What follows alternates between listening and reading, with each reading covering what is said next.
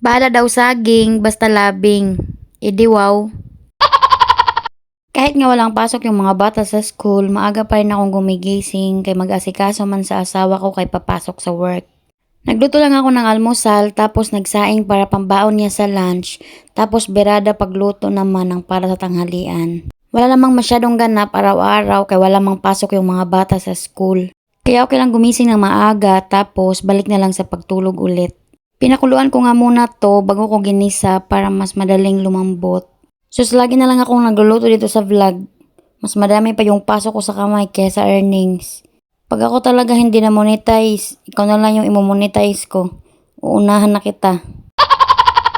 Yun lang guys. Thank you for watching my mini vlog. Wala mo ng link sa Yellow Basket kay sira ang basket.